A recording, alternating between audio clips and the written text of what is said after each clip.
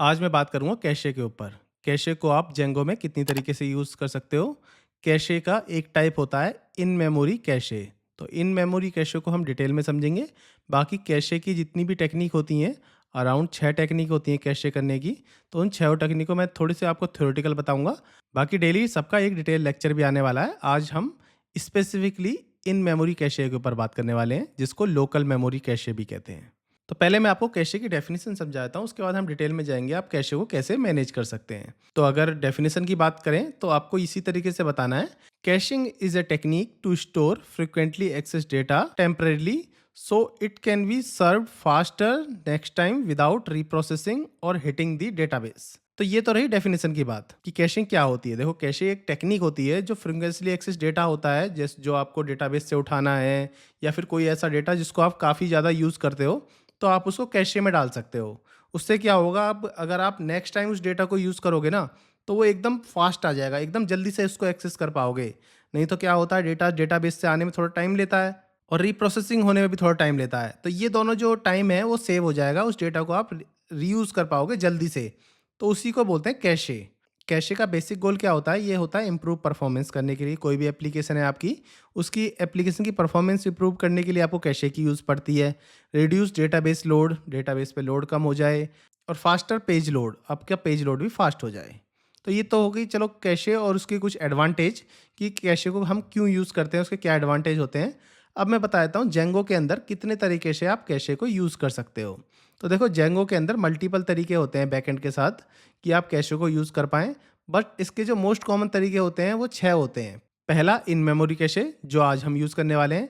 ये fastest type होता है कैशे का, तो मतलब सबसे फास्ट जो होता है वो इन मेमोरी कैशे ही होता है। डेटा को स्टोर करते हैं जेंगो में रैम के रूप में, रीड ओनली मेमोरी के रूप में। और इन मेमोरी कैशे जो है ना, बेस्ट होता है अगर आप छोटी एप्लीकेशन बना रहे हो या फिर मीडियम सा प्रोजेक्ट बना रहे हो कोई, या फिर लोकल डेवलपमेंट में काम कर रहे हो, तो इसके लिए आपको इन मेमोरी कैशे को यूज़ करना चाहिए।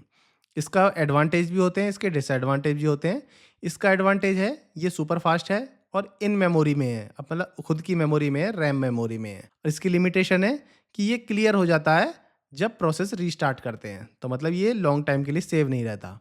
और सेकंड टाइप होता है फाइल बेस्ड कैशे। तो कैशे को स्टोर करते हैं फाइल में, या फिर किसी आपकी जो ड्राइव है उसकी फाइल्स में स्टोर करके रखते हैं, या डिस्क की फाइल में स्टोर करके रखते हैं। तो ये समझो कि ये परसिस्टेंट होता है आफ्टर सर्वर रिस्टार्ट, कि सर्वर जो है प्रोसेस आपके रिस्टार्ट हो जाए तो भी ये सेव रहता है। तीसरा टाइप होता है कैशे पर व्यू। चौथा टाइप जो मोस्टली कॉमनली यूज होता है वो होता है टेम्पलेट फ्रेगमेंट कैशे। पांचवा टाइप डेटाबेस कैशे। छठा type third party cache like Redis. तो इन सब चीज़ों को हम डिटेल में वन बाय वन हम सीखेंगे। बट आज जो हम नॉर्मली सीखने वाले हैं वो है इन मेमोरी कैशे। तो चलो अपने वीएस कोड पे चलते हैं और कोड करते करते ही समझते हैं इन मेमोरी कैशे के बारे में सब कुछ। तो पहले अपना एक प्रोजेक्ट क्रिएट कर लेते हैं। इस प्रोजेक्ट का नाम रख लेते हैं माई प्रोजेक्ट 33। 32 तक हमने ऑलरेडी रखा हुआ था, तो माई प्रोजेक्ट 33 रख लेते हैं इसका नाम। सीडी करके चलते हैं माई प्रोजेक्ट 33 में। तो अपनी एप्लीकेशन का नाम रख लेते हैं हम यूट्यूब। देखो, इसने बता दिया कमांड नॉट फाउंड पाइथन, क्योंकि मैं मैक यूज़ कर रहा हूँ। अगर आप विंडो यूज़ कर रहे हो तो विंडो का सिस्टम यूज़ कर रहे हो तो ये कमांड बिल्कुल परफेक्ट चलने वाली है। तो मेरे को पाइथन 3 लिखना है, तो मैं यहाँ पे अपना पाइथन 3 लिखता हूँ और एंटर कर देता हूँ।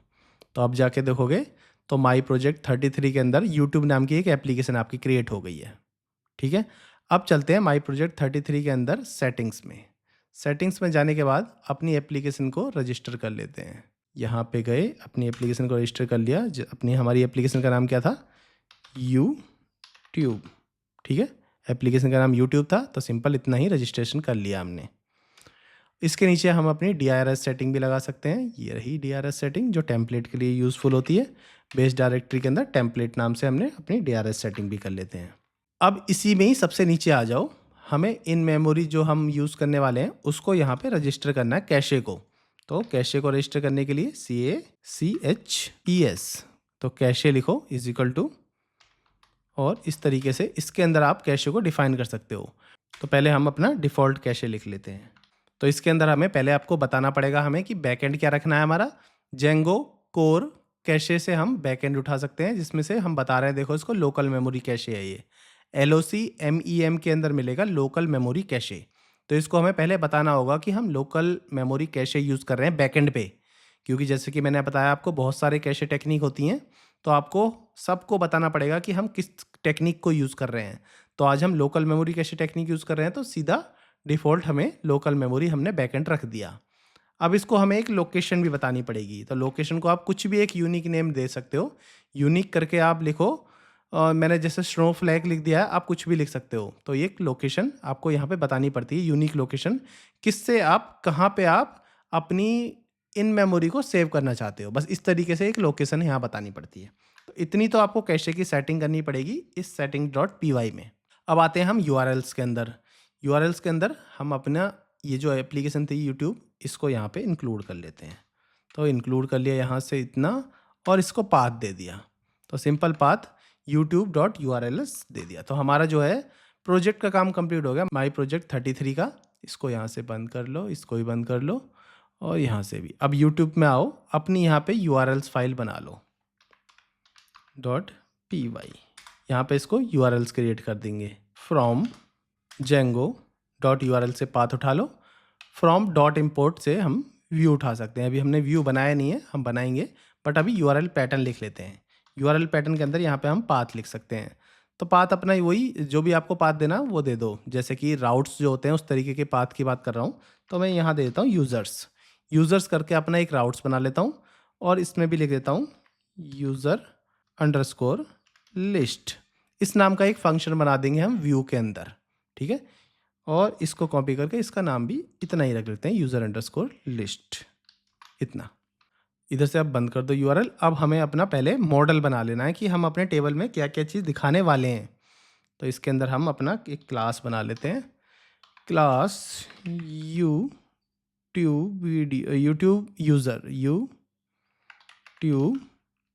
यूज़र, ठीक है। सिर्फ यूट्यूब यूज़र लिख दिया। अब इसमें मुझे 2-3 चीज़ें जो भी हम अपना टेबल में लिखना चाहते हैं, अपने स्कीमा में लिखना चाहते हैं, वो लिख सकते हैं। पहले मैं इस मॉडल से अपना ऑब्जेक्ट उठा लूँगा, मॉडल का मतलब कैपिटल M मॉडल को उठा लूँगा, ठीक है। इतना लिखा, और इसके अंदर मेरे को 2-3 फील्ड चाहिए। एक तो मुझे नेम फील्ड चाहिए, तो नेम में यहाँ पे मैं एक नेम उठा लिया है मैंने, जिसमें से कैर फील्ड जो है मैक्सिमम लेंथ उसकी 100 ले ली है। तो मतलब 100 के बीच में कुछ भी मैं नेम दे सकता हूँ। एक ईमेल लिख लेते हैं जो एक यूनिक होगी, यूनिक नंबर ट्रू, एक फ़िल्टर लगा दिया है इसमें ईमेल फील्ड में। एक और ले लेता हूँ सब्सक्राइब, ठीक है, सब्सक्राइबर्स इज इक्वल टू, अब अपना इसी से ही मॉडल से ही उठा लेंगे, मॉडल से ही उसको हम एक इंटीजर फील्ड ले लेते हैं, क्योंकि जो होते हैं नॉर्मल इंटीजर ही होते हैं वो। तो इंटीजर फील्ड उठा लेते हैं। इंटीजर फील्ड में डिफ़ॉल्ट 0 लिख देते हैं। अगर आप नहीं देते सब्सक्राइबर तो डिफ़ॉल्टली उसको 0 मान लिया जाएगा। और एक डेफ करके एक फंक्शन बना लेते हैं जो सेल्फ डॉट नेम से जाना जाएगा। ये सब चीज़ आपको ऑलरेडी मैं बता चुका हूँ। सिंपल एक मॉडल बनाया है, ठीक है। अब अपने इस मॉडल जो हमने बनाया है, इसको हमें मेक माइग्रेशन कमांड चलानी है और माइग्रेट कमांड चलानी है। तो ये 2 कमांड में चला लेता हूँ। तो यहाँ मैं गया, थोड़ा सा इसको मैं ऊपर कर देता हूँ। इसमें इस तरीके से ये कमांड है, तो यहाँ पे मैं पाइथन 3 लिख देता हूँ। आप इसी कमांड को लिख सकते हो, मेरे पे मैक है तो मैं पाइथन 3 लिख रहा हूँ। तो मेक माइग्रेशन कमांड चला देता हूँ। तो जैसे मैं मेक माइग्रेशन कमांड चलाता हूँ, तो देखो user.view.user लिस्ट नहीं मिली, तो यूज़र लिस्ट भी हमें बनानी पड़ेगी, क्योंकि हमने यूआरएल में यूज़र लिस्ट यहाँ पे लिखी है। तो यूज़र लिस्ट कहाँ बनेगी? व्यू के अंदर बनेगी। तो पहले हम व्यू कंप्लीट कर लेते हैं, उसी के बाद ही हम मेक माइग्रेशन कमांड चला सकते हैं। तो चलते हैं अपने व्यू के अंदर। व्यू में गए, view.py, इसके अंदर हम अपने 2 चीज़ें पहले इंपोर्ट कर लेते हैं। फ्रॉम से उठा लेते हैं, अपना डॉट मॉडल से यूट्यूब यूज़र उठा लिया, और एक और उठा लेते हैं Django.core.cache। तो यहाँ से हमने कैशे उठा लिया, इंपोर्ट कर लिया core.cache से। यहाँ से हमने मॉडल उठा लिया जो हमने इधर बनाया था, ठीक है। इतना कर लिया। अब हम डेफ करके जो मैंने कॉपी किया था उसको यहाँ पे पेस्ट कर दो, सिंपल यूज़र लिस्ट को। यूज़र लिस्ट के अंदर हमें यहाँ पे एक रिक्वेस्ट मिलेगी, ठीक है, रिक्वेस्ट। और रिक्वेस्ट हमें यहाँ पे इसको फंक्शन को प्रॉपर बनाना है। तो पहले मैं यूज़र्स करके एक वेरिएबल ले लेता हूँ, जिसके अंदर मैं कैशे, जो भी कैशे होगा, यूज़र्स का डेटा जो भी कैशे होगा वो इसके अंदर हमें मिल जाएगा। तो ठीक है, तो पहले मैं लिखता हूँ सिंपल, ये जो कैशे यहाँ से उठाया था यहाँ से कॉपी करके इधर पेस्ट करो। .get, याद रखना कैशे .get का मतलब है हम अभी गेट कर रहे हैं, तो मतलब चेक कर रहे हैं कि कैशे पहली बार अवेलेबल है कि नहीं, इस तरीके से समझ लो। तो इसके अंदर हम कुछ भी लिख सकते हैं, यूनिक नेम। तो मैं लिख देता हूँ यूज़र्स अंडरस्कोर डेटा। ठीक है, ये मैंने अपना कैशे जो है यूज़र अंडरस्कोर डेटा में यूज़र्स के अंदर सेव करा लिया। तो इसका मतलब क्या था, मैं यहाँ पे लिख भी देता हूँ। यहाँ पे मैंने किया try to get data from cache इस तरीके से।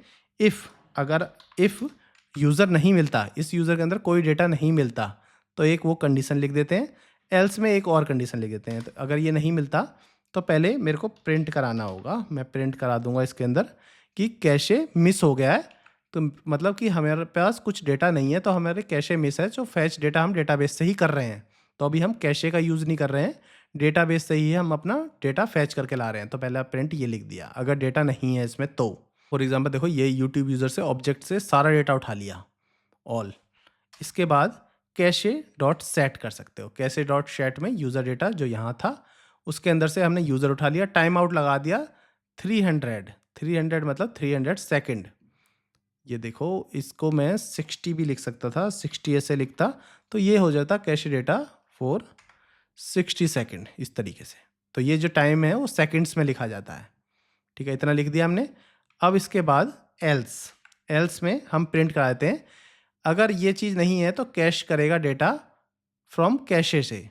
तो अब यहाँ से जो डेटा था इतना सा इतना वो डेटाबेस से आ रहा है। अब एल्स में जो डेटा आ रहा है वो कैशे से आ रहा है। तो ठीक है, अब यहाँ से हम रिटर्न करा देते हैं। तो अपना यहाँ लिखो, रिटर्न में रेंडर करा दिया यूज़र लिस्ट डॉट HTML। एक बनाएंगे हम HTML फाइल, उसको यहाँ से रिटर्न करा दिया और उसके अंदर हम यूज़र भेज रहे हैं। अगर यूज़र डेटाबेस से जाता है तो इधर से, अदरवाइज़ यूज़र यहाँ से लेगा। ठीक है, ये तो हमारा बन गया व्यू फाइल। अब व्यू में एक एरर आएगा HTML का, तो हमें HTML भी बनानी पड़ेगी। तो हम अपने HTML को भी बना लेते हैं। HTML को बनाने से पहले हमें हमारा डेटा जहाँ से हम डालेंगे, मतलब क्रिएट सुपर यूज़र करेंगे तो डेटा डालेंगे एडमिन पैनल से, तो हमें क्रिएट सुपर यूज़र भी बनाना है, तो हमें उसका भी ध्यान रखना है। तो सबसे पहले मैं एडमिन पे जाता हूँ, तो एडमिन रजिस्टर कर लेता हूँ यहाँ पे। तो यहाँ पे हम फ्रॉम कर लेते हैं, फ्रॉम मॉडल से हम यूट्यूब यूज़र उठा लिया और यहाँ से हमने @admin से यूट्यूब यूज़र उठा लिया और एक क्लास ले ली YouTube user admin, model admin, ये सब आपको पता है। लिस्ट डिस्प्ले करा देते हैं। देखो सर्च वर्च ये सब चीज़ें नहीं चाहिए। डिस्प्ले लिस्ट में मेरे को यहाँ पे मुझे चाहिए आईडी था, क्या था देख लेते हैं एक बार। हमने मॉडल्स में क्या क्या दिया था, नेम, ईमेल और सब्सक्रिप्शन। तो आईडी तो चलो एक यूनिक वो खुद बना लेगा, या तो छोड़ो आईडी छोड़ो, सीधा मैं बहुत सिंपल सिखाता हूँ, नेम, ईमेल और सब्सक्राइबर्स जो हमें यहाँ से मिलेंगे मॉडल से। सब्सक्राइबर्स की स्पेलिंग एक बार यहाँ से कॉपी करके इधर से पेस्ट कर लेते हैं, जो अलग ना हो। ठीक है, नेम हो गया, ईमेल हो गया और सब्सक्राइब, ये चीज़ मैंने एडमिन में लिख दिया क्योंकि एडमिन पैनल से मैं डेटा यूज़ करने वाला हूँ। तो इतना करने के बाद अभी हमें अपना HTML फाइल भी बनानी है। HTML फाइल बनाने के लिए हमें पहले जाना है इसमें माई प्रोजेक्ट 33 के अंदर गए, सेटिंग्स पे अंदर गए, तो हमने HTML के लिए देखो क्या दिया है नाम, नीचे आओ थोड़ा सा देखोगे तो टेम्पलेट्स दिया है। तो टेम्पलेट्स को यहाँ से कॉपी करो और यहाँ प्रोजेक्ट्स के अंदर जाओ, एक टेम्पलेट नाम का एक फ़ोल्डर बना लो। इसके बाद हम यहाँ से देख सकते हैं व्यू में हमने कैसे दिया था अपना user list, simple user list था। तो जैसे सिंपल यूज़र लिस्ट था तो यहाँ से हम अपना टेम्पलेट के अंदर एक फ़ाइल बना सकते हैं यूज़र लिस्ट डॉट HTML। ठीक है, ये user list dot HTML file बन गई। तो HTML लिस्ट मैंने डायरेक्टली कॉपी की हुई थी, यहाँ पे पेस्ट कर देता हूँ। टाइटल में देखो यूट्यूब यूज़र और यूट्यूब यूज़र लिस्ट, यहाँ से थोड़ा सा बॉर्डर बना दिया, टेबल बना दिया नेम, ईमेल, सब्सक्राइब के लिए, और एक डेटा दिखा दिया नेम, ईमेल, सब्सक्राइबर वाला, और एंड टेबल कर दिया। छोटा सा HTML था जो ऑलरेडी मैंने कॉपी किया होता है, यहाँ पेस्ट कर दिया है। तो यहाँ से मैं सेव करता हूँ। तो इसको ही हम यूज़ करने वाले हैं। अब अपना मेक माइग्रेशन कमांड चलाते हैं। मेक माइग्रेशन कमांड चलाते हैं तो देखो हमारी मेक माइग्रेशन कमांड ऐसे चल गई। अब माइग्रेट कमांड चला देते हैं तो डेटाबेस माइग्रेट भी हो जाएगा।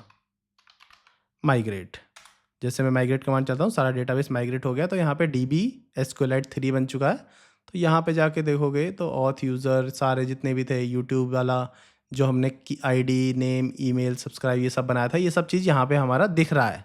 ID तो चलो ऑटोमेटिक बनती है, बाकी ये चीज़ हमारी फील्ड है। तो ये सारी चीज़ हमारी बन गई है डेटाबेस फाइल। अब हमें अपना क्रिएट करना है सुपर यूज़र।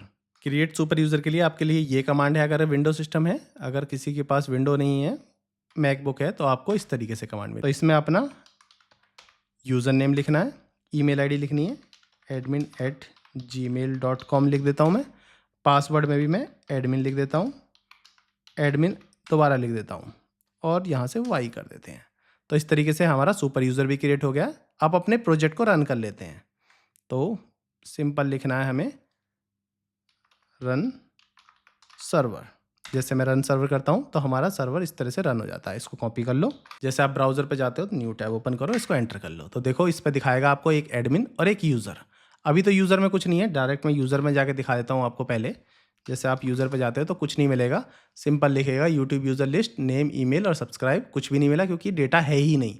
तो पहले हम अपना डेटा डाल देते हैं। तो एडमिन में जाते हैं और जो हमने अपना एडमिन में लिखा था एडमिन और एडमिन यूज़र नेम पासवर्ड हमने जो भी सेट किया था वो डालते हैं और एंटर कर लेते हैं। तो हमें पहले डेटा यूज़ करना है। देखो अभी यूट्यूब यूज़र में कुछ भी नहीं है तो ऐड करो पहला डेटा। इसमें लिखो मोहित, ईमेल में लिखो m@gmail.com और सब्सक्राइब बताने कितने सब्सक्राइबर्स हैं मेरे। तो मैं अभी के लिए 5000 लिख देता हूँ, इतने सब्सक्राइबर हैं। Save and add another. फिर एक और यूज़र रोहित r@gmail.com और इसके सब्सक्राइबर लिख देते हैं 200। Save and add another. एक अनु, ईमेल a@gmail.com, सब्सक्राइबर 4000। तो इस तरीके से मैं इसको भी सेव कर देता हूँ। तो अभी मैंने 3 डेटा बना लिए, एक अनु, एक रोहित, एक मोहित। इनके यहाँ सब्सक्राइबर लिख दी, यहाँ ईमेल आईडी लिख दी। तो हम अपना डेटा चेक कर लेते हैं कि डेटा हमें मिल रहा है कि नहीं। यूज़र्स लिखते हैं तो देखोगे डेटा हमें यहाँ पे मिल रहा है। तो अब चलते हैं वापस VS कोड पे और यहाँ पे देखोगे तो जैसे कि मैंने डेटा कैश करा तो कैशे मिस हो गया। जैसे कि मैंने अभी यूज़र्स पे क्लिक करा तो देखो cache miss फैचिंग data from database. तो अभी हमें मॉडल पे यहाँ पे जाता हूँ, आपको व्यू में दिखाता हूँ कैसे मेरी लॉजिक था। लॉजिक में ये था, अगर फर्स्ट टाइम यूज़र आता है तो अगर यूज़र में कुछ नहीं मिलता, कैशे डॉट गेट यूज़र में कुछ नहीं मिलता, तो अगर यूज़र अवेलेबल ही नहीं है तो प्रिंट कर दो कैशे मिस। तो ये जो यूज़र है अब डेटाबेस से उठ के आया है पहली बार। अब मैं इसको दोबारा से रिफ़्रेश करता हूँ, यहाँ से दोबारा रिफ़्रेश करता हूँ। अब वापस जाओ, अब देखोगे तो कैशे हिट, तो मतलब हिट हो गया है। अब जो डेटा आया सेकंड टाइम में वो डेटा इन मेमोरी रिप्रेजेंटेशन से आया है, इन मेमोरी कैशे से आया है। इसका मतलब अब जितनी बार भी आप रिफ़्रेश करोगे, कितनी बार भी रिफ़्रेश करो, 3 बार रिफ़्रेश करा तो तीनों बार जो डेटा आया है वो कैशे से आया है। और हर कैशे जो है हर 60 सेकंड बाद क्लियर भी हो जाता है, ये भी याद रखना। ये टाइम भी आप अपने अकॉर्डिंग सेट कर सकते हो। तो पहली बार डेटा आया वो डेटाबेस से आया, जो बाकी तीनों बार डेटा आया वो आपके रैम से उठ के आया। तो रैम से मतलब इन मेमोरी से उठ के आया है। तो इस तरीके से हम अपना जेंगो में इन मेमोरी कैशे को यूज़ कर सकते हैं या फिर लोकल मेमोरी कैशे को यूज़ कर सकते हैं। अब आपको एक बोनस टिप और दे देता हूँ। एक एडमिन के अंदर जाओ, यहाँ पे गए, देखो admin.py में जाते हैं और यहाँ पे एक डेटा यहाँ से लिखता हूँ। ज़रा सा मैं आपको कैशे को क्लियर करना भी सिखा रहा हूँ कि एडमिन पैनल से आप कैशे को क्लियर कैसे कर सकते हैं। तो इसको लिखो फ्रॉम जेंगो कोर से कैशे उठा लो। यहाँ पे लिखो फ्रॉम जेंगो डॉट कॉन्ट्रिब से इंपोर्ट कर लो मैसेज। ठीक है, ये वाला काम जो था आपका, इसको तो आपको कुछ नहीं छेड़ना, जैसा है वैसे ही रहने देना है। इसी के नीचे एक चीज़ और लिख देनी है, एक्शन। तो यहाँ पे लिख सकते हो आप एक्शन। तो एक्शंस में आप इतना लिख दो, क्लियर यूज़र कैशे। तो ये क्लियर यूज़र कैशे है, ये फंक्शन मुझे बनाना पड़ेगा। तो इसको लिए मैं थोड़ा सा इसके ऊपर ही इसको फंक्शन को यहाँ बना लेता हूँ। तो यहाँ पे मैं लिख देता हूँ @admin एक्शन से क्लियर यूज़र कैशे। इसको डिस्क्रिप्शन दे देता हूँ, कुछ भी इसका नाम दे देता हूँ, क्लियर यूज़र कैशे या फिर क्लियर यूट्यूब यूज़र कैशे। वो अपने अकॉर्डिंग आप इसको डिस्क्रिप्शन में नाम दे सकते हो। इसके बाद आप डेफ लिखो और ये लिख सकते हो जो मैंने यहाँ देखो क्लियर यूज़र कैशे है, इसी नाम का एक फंक्शन बनाना है। इसी के अंदर आपको मॉडल एडमिन भी मिलेगा, रिक्वेस्ट भी मिलेगी। बाकी मुझे सिर्फ रिक्वेस्ट से काम करना है। तो रिक्वेस्ट यूज़ करने के लिए मुझे अपना सिंपल लिखो cache dot delete user cache. तो इससे क्या होगा, आपका कैशे डिलीट हो जाएगा, मैसेज सक्सेसफुली आ जाएगा, यूज़र कैशे क्लियर सक्सेसफुली। इसको कर दो सेव। जैसे आप वापस जाओगे अपने ब्राउज़र पे और यहाँ पे अभी तो जैसे चलाओगे तो पहला जो डेटा हिट हुआ है डेटाबेस से हुआ है और मैं दोबारा हिट करता हूँ तो अब जो डेटा हिट हो रहा है वो कैशे से हिट हो रहा है। अब जाते हैं एडमिन पे, कैशे को क्लियर करके आते हैं। एडमिन पे गए, यूट्यूब यूज़र्स पे गए, देखो एक्शन के अंदर देखो अभी डिलीट। इसके अंदर एक इशू है जो आपको एरर नहीं दिखाएगा, ये हमें विदाउट स्ट्रिंग देना है, तो विदाउट स्ट्रिंग दोगे तभी ये एक्शन यहाँ से कॉल होके यहाँ पे पहुँच पाएगा। अब इसको कर दो सेव, नॉर्मल मैंने सेव कर दिया। वापस चलते हैं और यहाँ से करते हैं इसको रिफ़्रेश। जैसे आप रिफ़्रेश करोगे तो देखो एक्शन में 2 आ जाएंगे, क्लियर यूज़र कैशे। तो इस तरह से आप इन तीनों को सिलेक्ट करो और गो कर दो, तो देखो यूज़र कैशे क्लियर सक्सेसफुली। अब अपना नॉर्मल यूज़र्स पे जाओ, यूज़र्स वापस आओ, तो ये देखोगे cache miss फैचिंग data from database. अब दोबारा करो रिफ़्रेश, तो देखो फैचिंग डेटा फ्रॉम कैशे। अब वापस एडमिन पे जाओ, एक बार और कैशे मैं हटा देता हूँ, उसके बाद देखते हैं कि क्या दिखता है। तो क्लियर कैशे कर देता हूँ तीनों का और गो कर देता हूँ। अब फिर यूज़र्स पे जाते हैं, यूज़र्स, ठीक है। अब जैसे यूज़र्स पे गए तो देखोगे कैशे हट चुका है, cache miss fetch data from database. तो आप चाहोगे तो क्लियर कैशे को आप नॉर्मली एडमिन पैनल से भी कर सकते हो। सिंपल से एक 4 लाइन का एक फंक्शन लिखना है जिसमें आपको यहाँ एक एक्शन लगा देना है। तो इससे क्या है, क्लियर कैशे कर कर आप देख पाओगे कि आपका कैशे काम कैसे कर रहा है। तो ये छोटी सी एक प्रो टिप थी जो मुझे देनी थी। आज इन मेमोरी कैशे को मैंने आपको डिटेल में समझा दिया है, इन मेमोरी कैशे को किस तरीके से यूज़ कर सकते हैं। फिर कल अपना फाइल बेस्ड कैशे के साथ शुरू करेंगे, फाइल बेस्ड कैशे किस तरीके से काम करेगा। तो अभी के लिए इतना ही। अगर वीडियो इन्फॉर्मेटिव लग रही हो तो मेरे चैनल को सब्सक्राइब कर लें, अपने दोस्तों के साथ शेयर करें। आपके एक सब्सक्राइब से मुझे बहुत ज़्यादा मोटिवेशन मिलता है। Thanks for joining.